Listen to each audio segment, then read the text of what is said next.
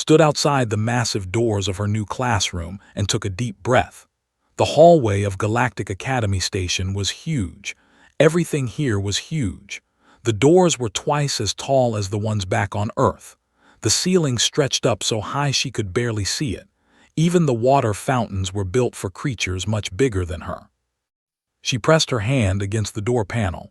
It slid open with a soft hiss. The noise hit her first. Clicking sounds, deep rumbling voices, and high-pitched chirps filled the air.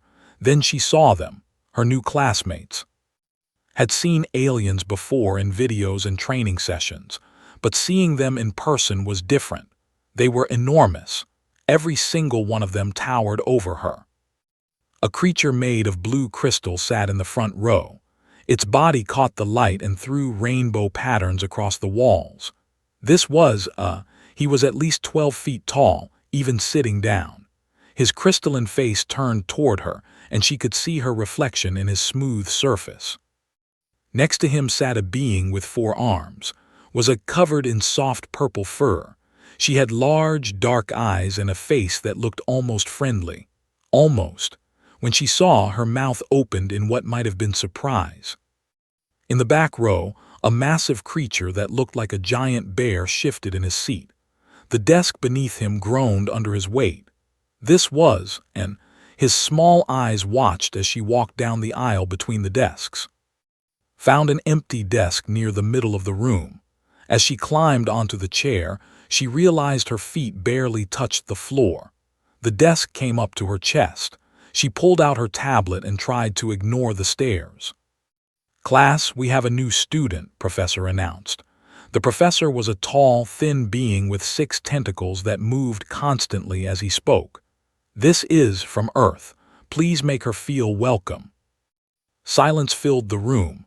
Then someone in the back made a sound like a hiccup. Another student joined in. Soon, clicking and chirping laughter echoed through the classroom. "She's so tiny," whispered to the student next to her. The whisper was loud enough for everyone to hear. "Can she even see over her desk?" another voice asked. Turned his crystalline body fully around to look at. "Professor, are you sure this creature is old enough for advanced studies? She looks like a juvenile." More laughter. Professor raised one tentacle for quiet. "Is the same age as all of you in her species development. Now, let's begin today's lesson." But the damage was done. Throughout the class felt eyes on her. When Professor asked her to reach for a specimen on the high shelf, she had to stand on her chair. The crystal container was made for larger hands, and she had to use both of hers to hold it. Behind her, someone snickered. "Careful, little one," said in a voice that dripped with false concern. "Don't drop it, those are expensive." Set the container down carefully, and returned to her seat without a word. The lesson was about partnership projects. Each student would work with another to study a different planet's ecosystem. Professor read out the pairs. When he said, "and," they actually groaned out loud. "Professor, surely there's been a mistake," said. "I need a partner who can handle complex scientific analysis. Does this human even understand basic molecular biology?" The room filled with clicking, chirping, and rumbling laughter again. Felt her face grow hot, but she kept her expression calm. She had dealt with this kind of thing before, back during training. The instructors had warned her that some aliens would judge humans by their size. "The partnerships are final," Professor said firmly. "You will make it work." After class, gathered her materials, approached her desk, looming over her like a glittering tower. "Listen, human," he said. "I'll do the real work on this project. You just try to keep up, maybe take notes. Can you write at least?" Looked up at him. She had to tilt her head back to see his face. "I can write," she said quietly, "and I can do molecular biology. I was top of my class on Earth." Made a sound like breaking glass. It might have been laughter. "Earth, a little planet with normal gravity.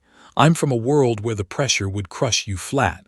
Our academic standards are somewhat higher." He walked away before could respond. In the cafeteria, sat alone. Her tray of food looked like a child's portion compared to the massive amounts the other students piled on their plates. Walked past her table, and his huge body accidentally bumped her chair, nearly knocking her over. "Oh, sorry, didn't see you there," he said, sounding genuinely apologetic. But he didn't stop to talk. He joined a table full of other large students. Ate her meal slowly. She watched the other students laugh and talk in their groups. No one looked her way. Later in the dormitory met her roommate. Park was another human, one of only 5 in the entire academy. She smiled when she saw. "Don't worry," said. "It gets better. Eventually they get used to us." When asked.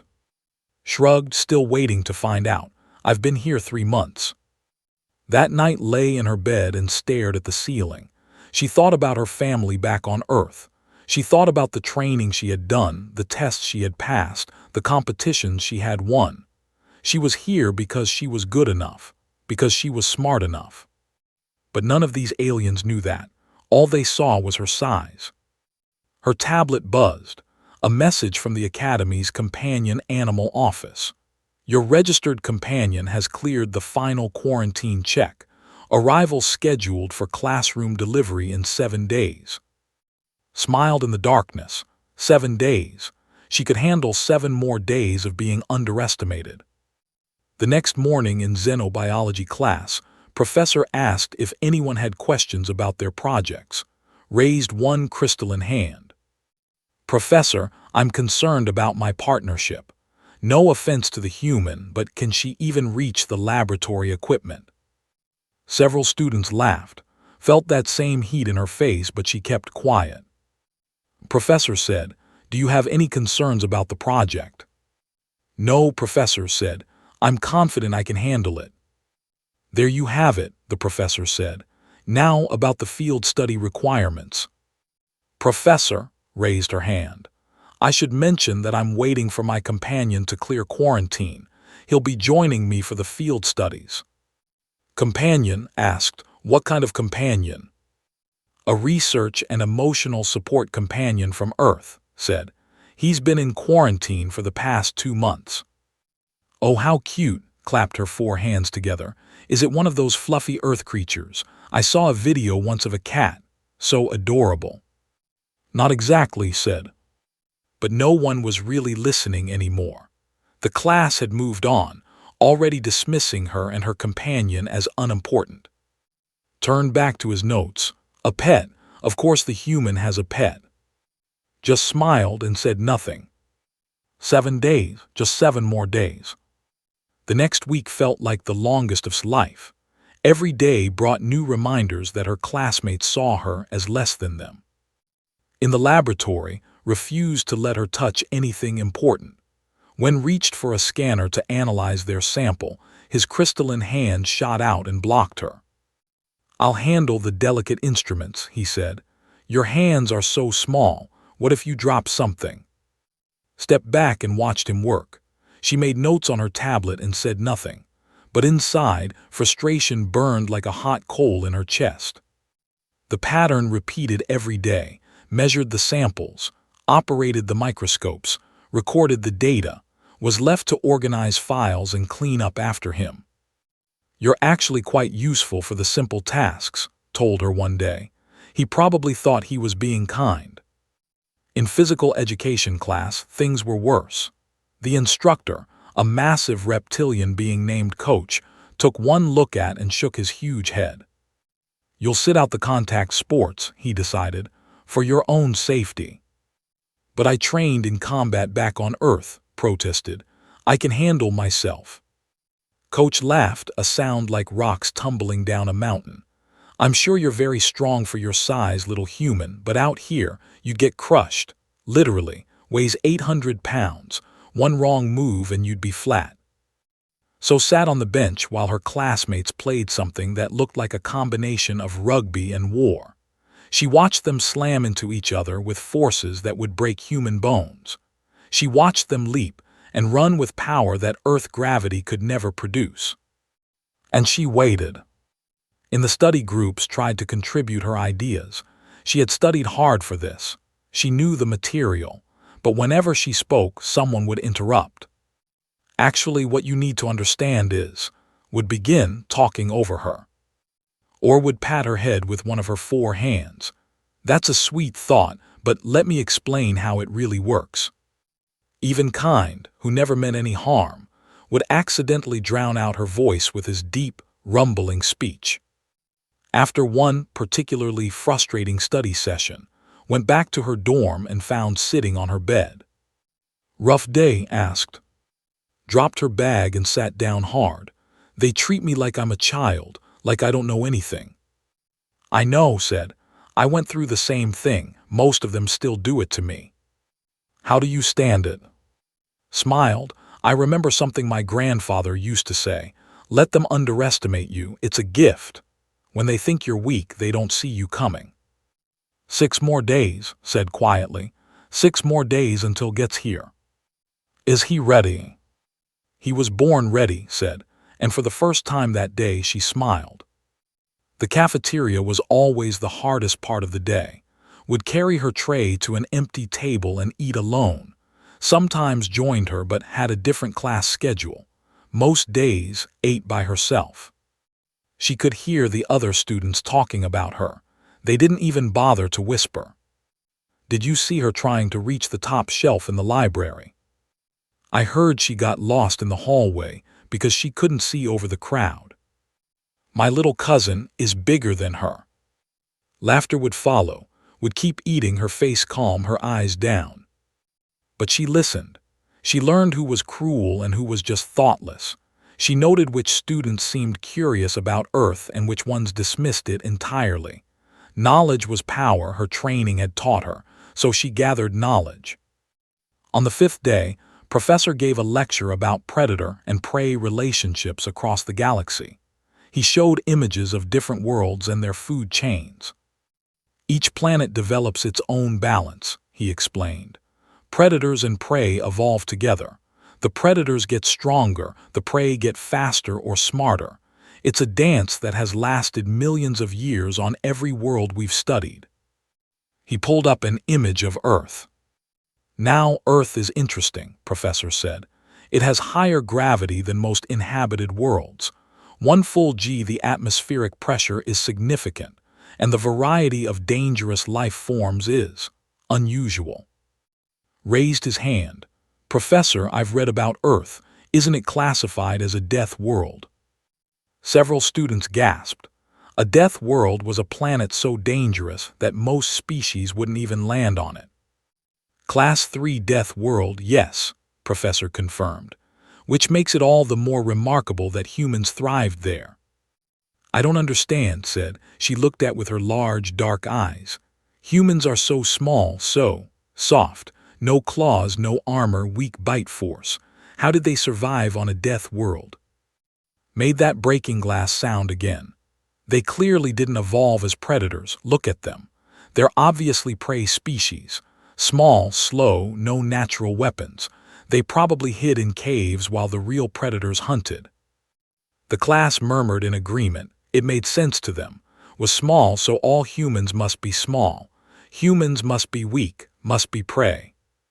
"Actually," Professor began but interrupted. "It's basic biology, Professor. Predators are large, powerful, dominant. Prey are small and hide. Humans clearly fall into the prey category." More students nodded. Some looked at with something like pity. "Yeah," someone said from the back. "They're like the galaxy's pet species." Laughter filled the room. Felt every eye turn to her. She felt her face grow hot, her hands clench into fists under her desk. Professor tried to regain control. "That's not entirely." Professor, with all respect, said, "We've all seen her. She can barely reach the equipment. She sits alone at lunch. No offense to, but humans are clearly not built to compete with real predator species." The laughter grew louder. Students clicked and chirped and rumbled their amusement. Stood up. The laughter died down as everyone looked at her. "My companion arrives tomorrow," she said. Her voice was quiet, but it carried through the sudden silence. "You'll meet him then." She sat back down. Professor cleared his throat and tried to continue the lecture, but the damage was done. For the rest of the class, students whispered and snickered. After class approached desk, her 4 hands twisted together nervously. "I didn't mean anything bad," she said. "You're nice, for a prey species. I just mean, well, you are small, that's just a fact." "Yes," said, packing her tablet, "I am small. So you understand why everyone. I understand that you're all making assumptions based on incomplete data," said. She looked up meeting her eyes. "That's bad science." Sfer rippled in what might have been embarrassment. "Your companion tomorrow, what is it?" "You'll see," said. That night couldn't sleep. She lay in her bed and thought about the lecture. Predator and prey, hunter and hunted. They had no idea. None of them had any idea what Earth was really like. They thought size was what mattered, strength, natural weapons. They didn't understand that Earth's deadliest predator wasn't the biggest or the strongest. It was the one that learned to make tools, the one that learned to work in teams, the one that learned that you didn't need claws when you could make spears, the one that learned to take the biggest, strongest predators and turn them into partners. Her tablet buzzed. Another message from the companion animal office. Cleared for classroom delivery. Scheduled arrival, 10:00 a.m. tomorrow, room 7B. Smiled in the darkness. Tomorrow they would learn. Tomorrow they would understand what it meant to come from a death world. Tomorrow they would see what humanity had done to survive. She closed her eyes and slept better than she had in weeks. Arrived at class early. She spoke briefly with Professor, informing him that her registered companion would be delivered during class. The professor barely looked up from his notes. Yes, I received the notification," he said with a wave of one tentacle. "As long as all the paperwork is in order." "It is," said. She took her seat and waited. Students filed in one by one, squeezed through the door and lumbered to his desk, bounced in on her 4 arms, chattering with another student. Entered last, his crystalline body gleaming in the classroom lights. He saw and made that breaking glass sound. "Ready to take notes today, pet human." Didn't respond. She just checked the time on her tablet. 9:58 a.m. Professor began the lesson. Today's topic was apex predators was presenting, of course. He loved talking about his world and its superiority. "The evolved in a high-pressure environment," said, displaying images on the wall screen. "Our apex predator, the crystalline render, stands 15 feet tall and can crush stone with its jaws." The class made impressed sounds, clearly enjoyed the attention. No other species on our world could challenge the render. Only the developed intelligence enough to defend against it. We built weapons, formed teams, used strategy. That's how you know a true advanced species. They don't run from predators. They fight back. He glanced at when he said this. Several students snickered. 10:00 a.m. The classroom door chimed. Professor frowned. "We're in the middle of a presentation. Who would?" The door slid open. For a moment nothing happened. Then a shape moved in the doorway, a massive shape. The tiger entered the room. Was huge. 400 pounds of pure muscle moved with liquid grace across the classroom floor. His orange and black stripes rippled over a body built for killing.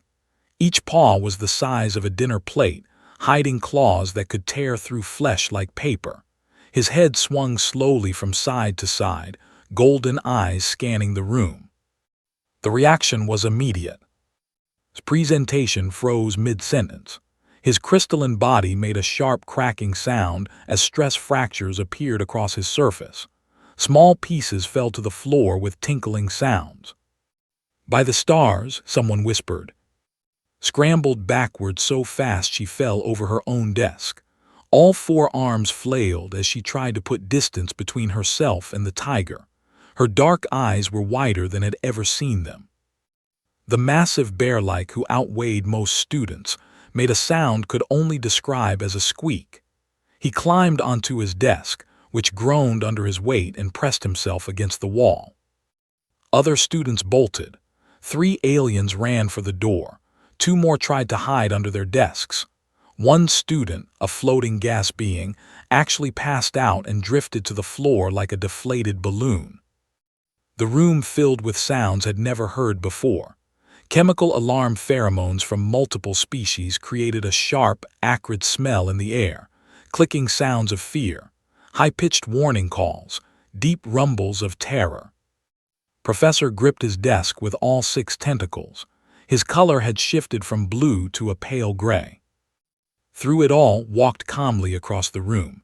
His massive paws made almost no sound on the floor.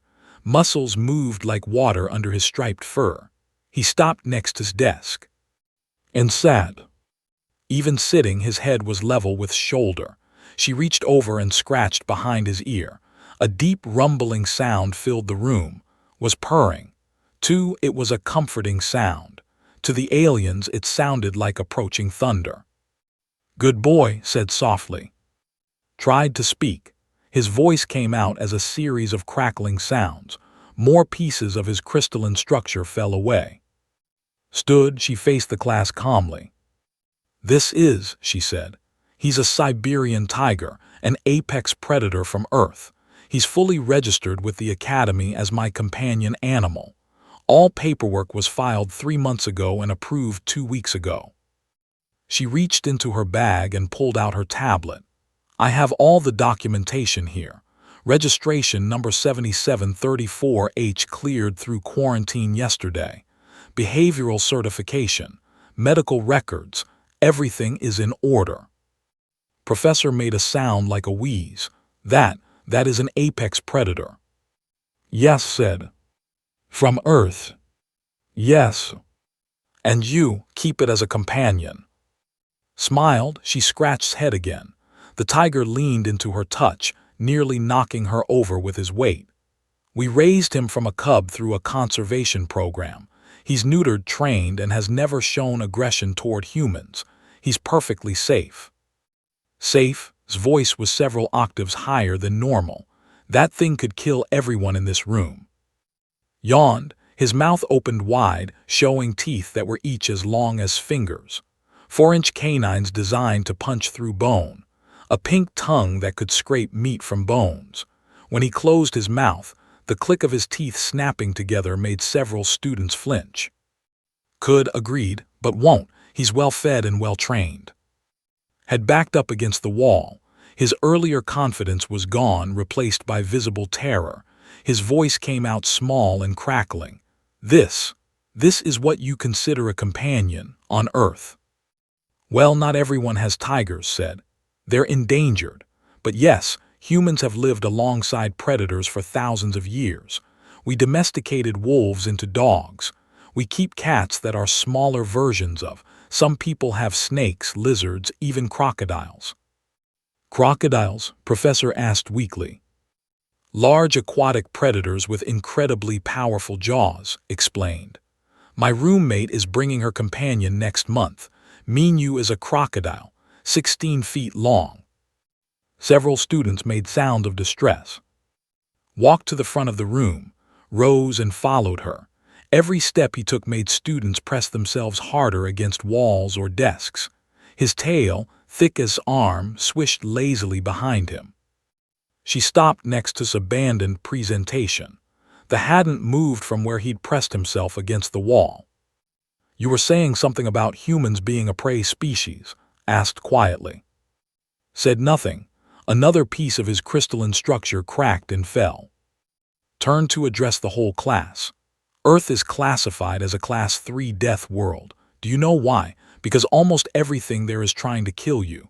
We have predators in the air, on the land, and in the water. We have insects that can kill with a single bite.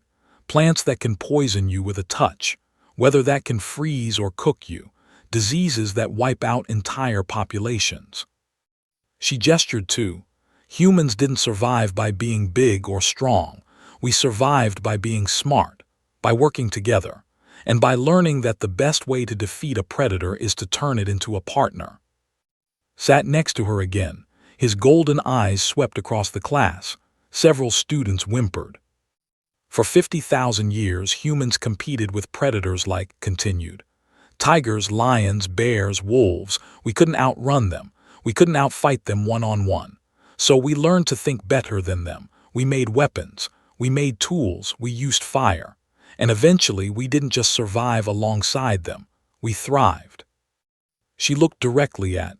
You asked how humans survived on a death world. This is how.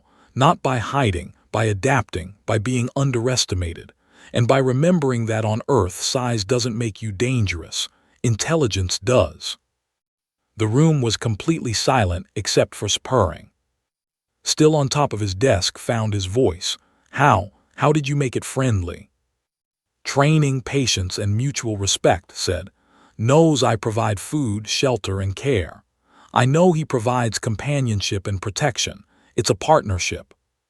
Protection, squeaked. From what? What could possibly threaten something that has that? Smiled on Earth. Lots of things, other tigers, bears, crocodiles, hippos, elephants, humans. Humans can threaten that, pointed at with a shaking hand. Humans, said calmly, are Earth's apex predator. We're at the top of the food chain, not because we're the biggest or strongest, but because and we don't hunt alone. She scratched behind the ears again. We learned a long time ago that the best hunters work in teams, and the best teams aren't always the same species. Professor slowly released his grip on the desk. The Academy rulebook has no clause against predator companions, because no other species ever thought to bring one. I noticed that, said. This will require a full faculty review. The paperwork is all in order, repeated. You can review it as much as you like.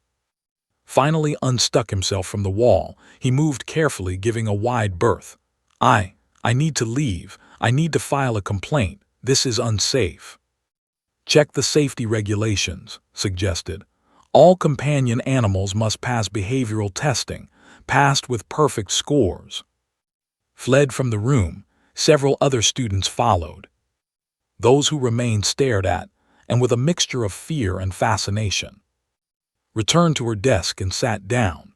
Lay down beside her, his massive body taking up all the floor space around her desk. Now then, she said calmly, I believe we were in the middle of a lecture about apex predators. Professor looked at her, then back at her. Class dismissed, he said weakly. We'll resume tomorrow. The academy exploded with activity after his arrival. Within an hour, emergency faculty meetings were called. Students crowded the hallways, spreading rumors and stories. By evening, everyone knew about the human and her tiger. Received a message to report to the dean's office the next morning. She arrived with walking calmly beside her, and all her documentation ready on her tablet. Dean, a dignified being with silver scales and 6 eyes, looked at the tiger with visible concern. But when presented her paperwork, the dean had to admit everything was in order. The rules never that companion animals couldn't be predators, Dean said slowly.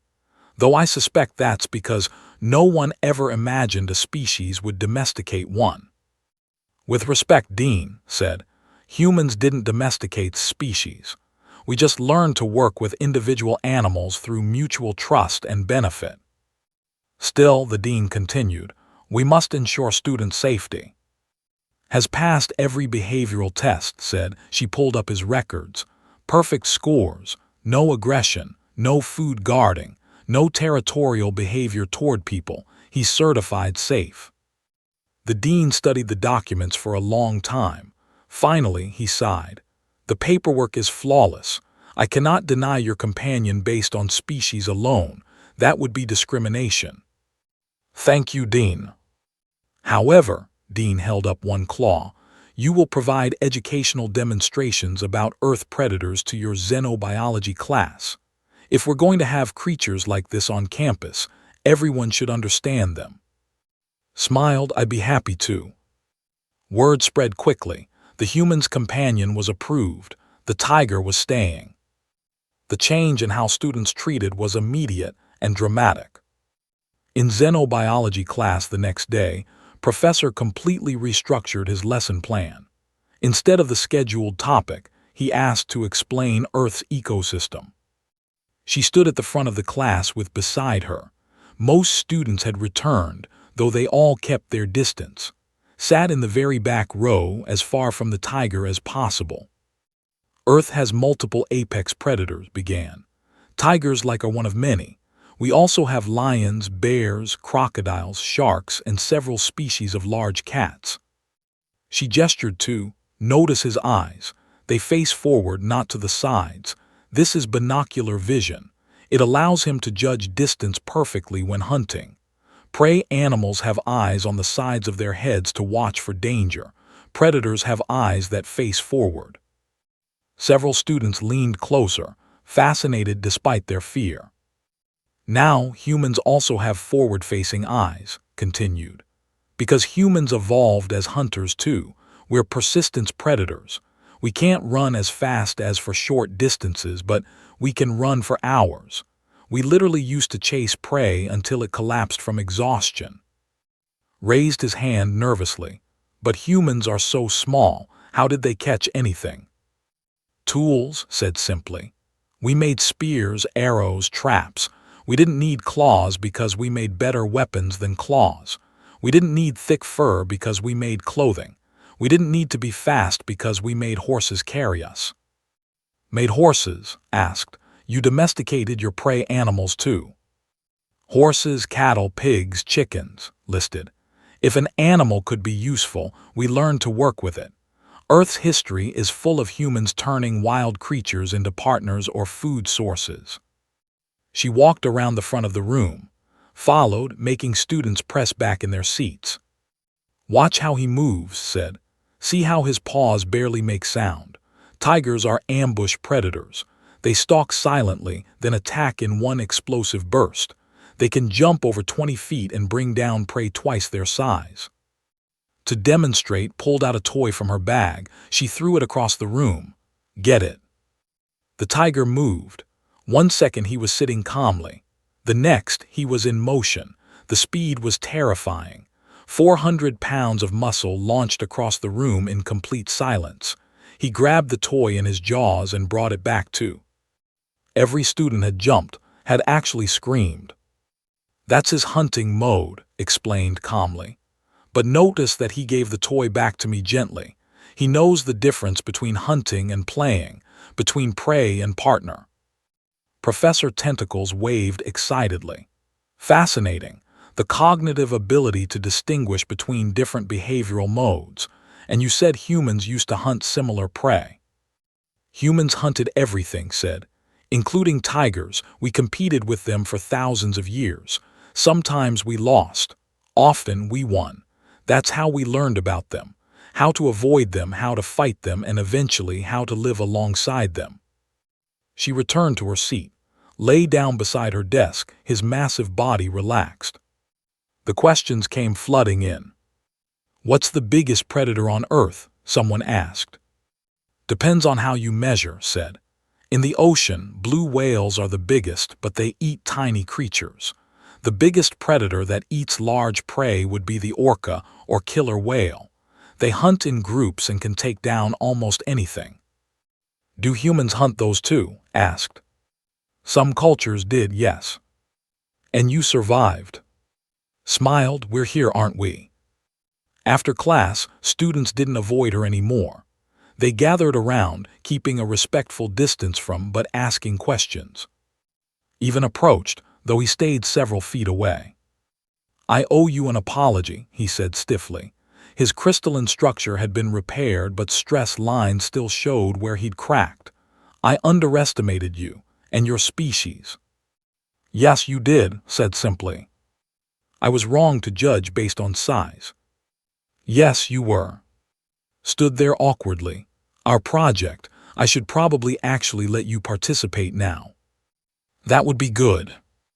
I've been reading about Earth, continued. Your planet has produced some remarkable scientific minds. Curie, Newton. I was wrong to assume Earth had no academic merit. Nodded, accepted. Let's start fresh on the project. In the following days, everything changed. In the laboratory, not only let handle equipment, he asked for her input. When they analyzed their samples, he listened to her observations. "You're right," he said one day, sounding surprised. "The pattern does match what you predicted. How did you see that?" "Pattern recognition," explained. "Humans evolved to spot patterns. It helped us track prey, predict weather, and identify which plants were safe to eat. Our brains are wired for it." Made a thoughtful humming sound. A survival trait that became a scientific advantage. Remarkable. Their project received the highest marks in the class. In physical education, Coach revised his opinion too. After learning about human endurance, he designed new exercises. "Show me this persistence hunting," he demanded. Ran laps on the low-gravity track. She wasn't fast, could sprint much faster, could leap much higher. But after 10 laps they were exhausted, kept going, 20 laps, 30. She maintained the same steady pace. "Incredible," Coach rumbled. "Your species can just keep going." "We're built for it," said, barely breathing hard. "Humans used to run marathons for fun, 26 miles. Some people run even farther." "Insane," panted from where he'd collapsed. "Wonderfully insane." The cafeteria was different too. No longer ate alone. Students asked to join her table. They wanted to hear stories about Earth, about its predators and its dangers. Became a regular lunch companion. "Tell us about the crocodiles again," she would say. "The ones that can hold their breath for hours and bite with thousands of pounds of force." "Or the hippos," added. "I still can't believe something that eats plants is one of Earth's most dangerous animals." "Territory and aggression," explained. "Hippos kill more people than most predators. Being a herbivore doesn't mean being harmless." One evening asked the question many had been thinking. "Why didn't you defend yourself earlier, before arrived? You knew all this about Earth and humans. You could have told us." "Thought about it. Would you have believed me?" Sfer rippled. "Probably not."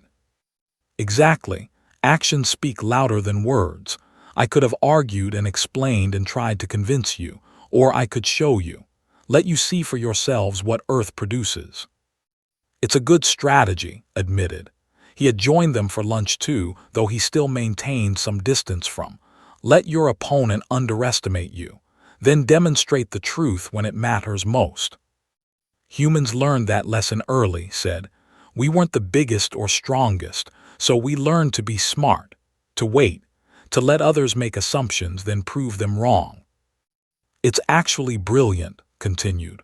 "From a strategic standpoint, being underestimated is an advantage. Your enemies don't prepare properly. They don't take you seriously. By the time they realize their mistake, you've already won." Smiled. "Exactly."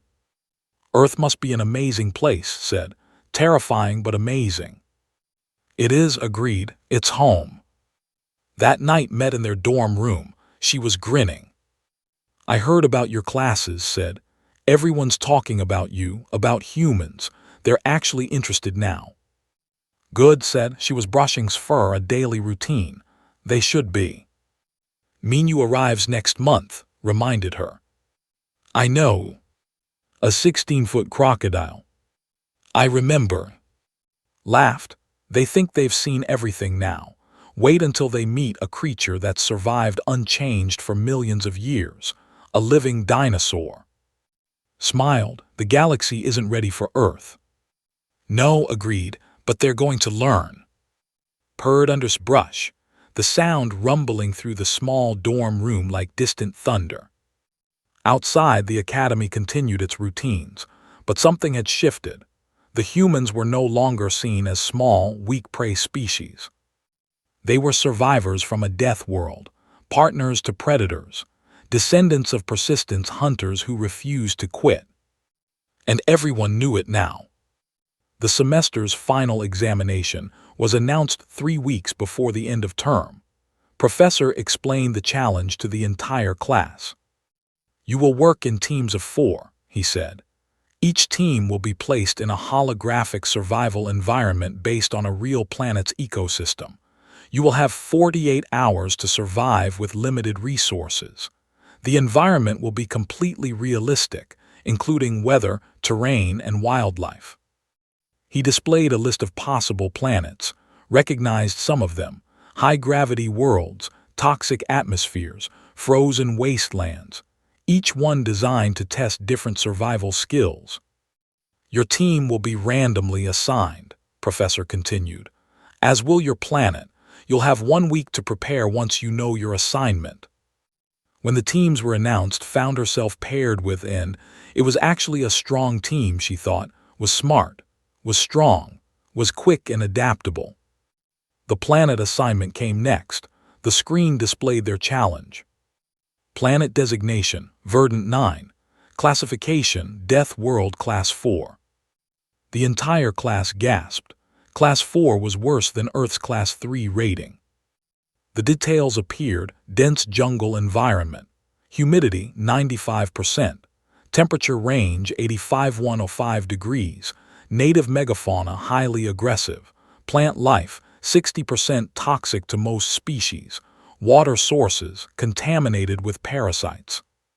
Looked at the screen in horror. That's worse than any of our. I can't survive in that humidity, said, his crystalline voice tight with worry. My structure will overheat. His fur was standing on end. The toxic plants, how will we know which ones are safe? They all turned to look at.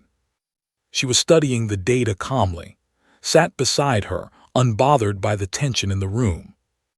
It's similar to Earth's rainforest, said. We can work with this. You've been in environments like this? Asked. I trained in Earth's Amazon rainforest for 3 months, said, part of my academy preparation. This is actually less dangerous than that. Less dangerous, his voice squeaked. This is a Class 4 death world. The Amazon has electric eels, poison dart frogs, jaguars, anacondas, bullet ants, and parasites that can eat you from the inside, listed. Plus plants that can cause chemical burns and insects that carry deadly diseases. Trust me, we can handle Verdant 9. Over the next week, trained her team. She taught them how to identify safe water sources, how to build shelter using natural materials, and how to avoid dangerous plants. Look for insects, she explained. If bugs are eating a plant, it's probably safe for us too. If the plant has bright colors or a strong smell, avoid it. She showed them how to make fire without technology. Fire purifies water, cooks food, provides warmth, and keeps predators away. Took notes on everything. His earlier arrogance was gone, replaced by genuine respect for knowledge.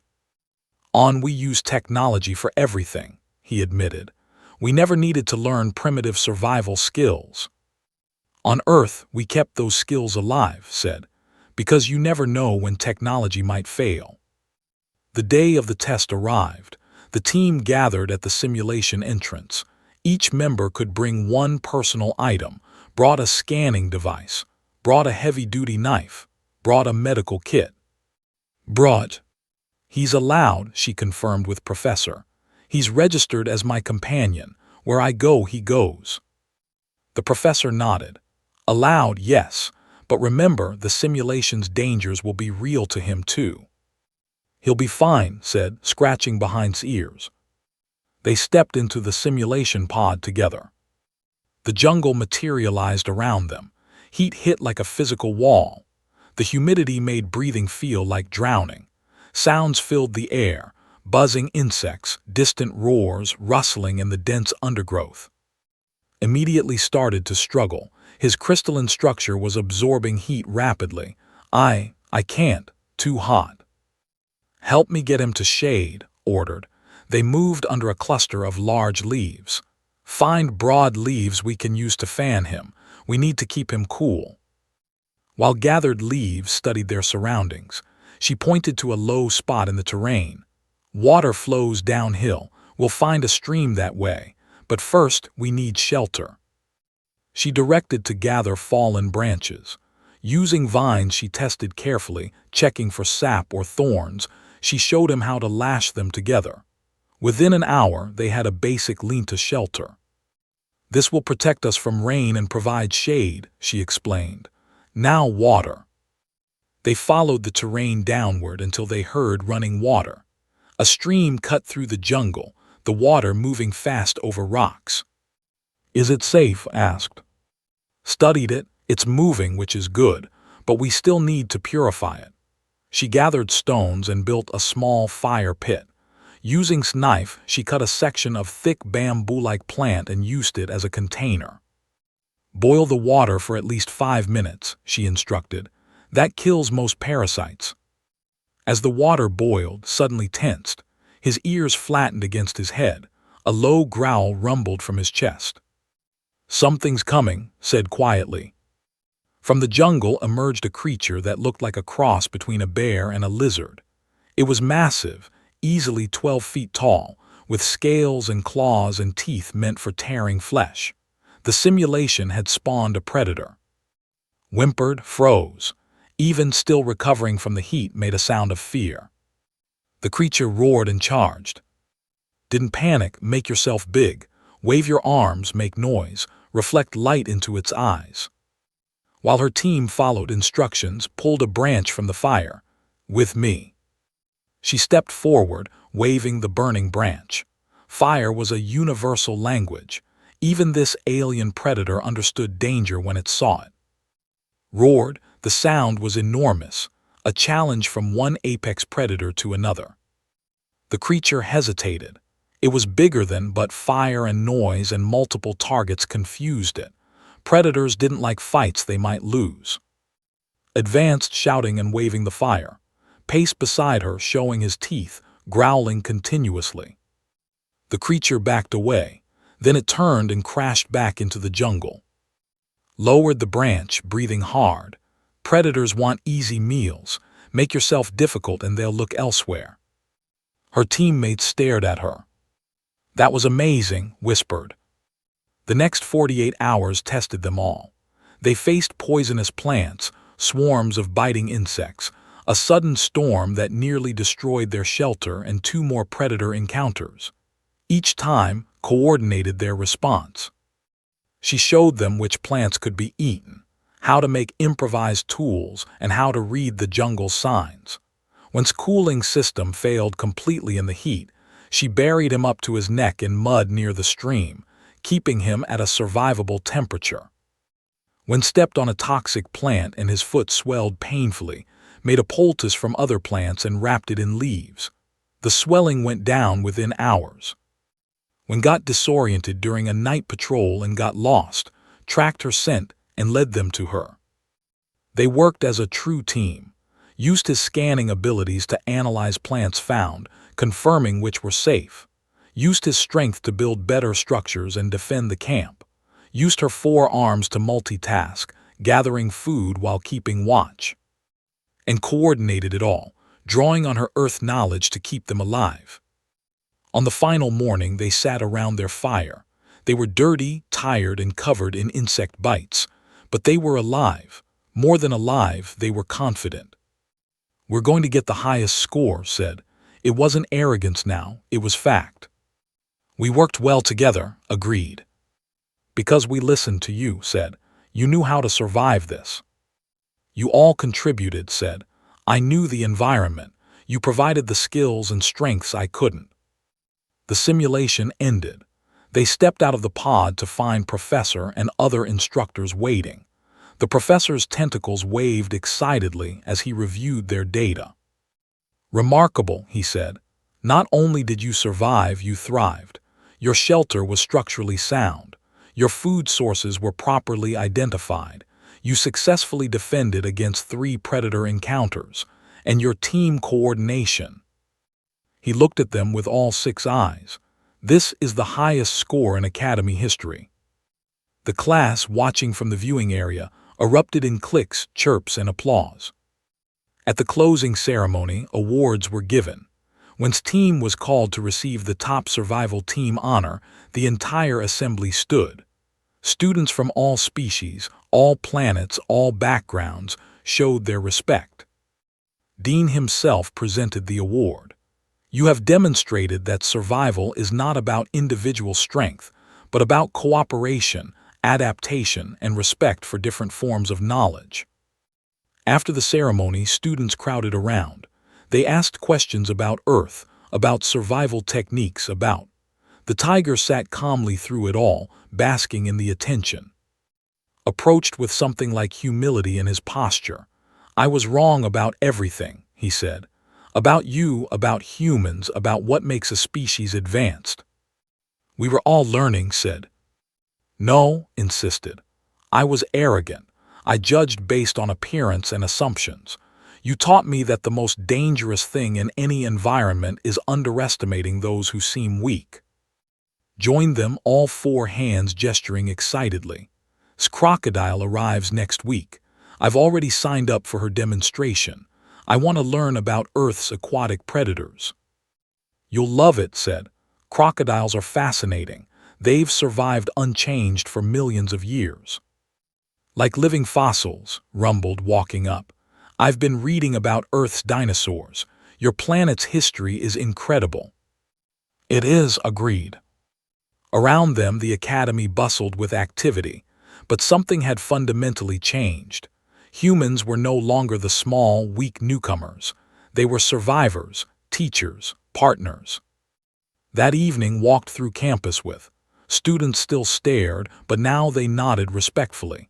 Some stopped to ask questions. A few brave ones asked to pet, which he tolerated with patient dignity. Caught up to them, jogging on all fours. I wanted to ask. Next semester, there's an expedition to study a Class 5 death world.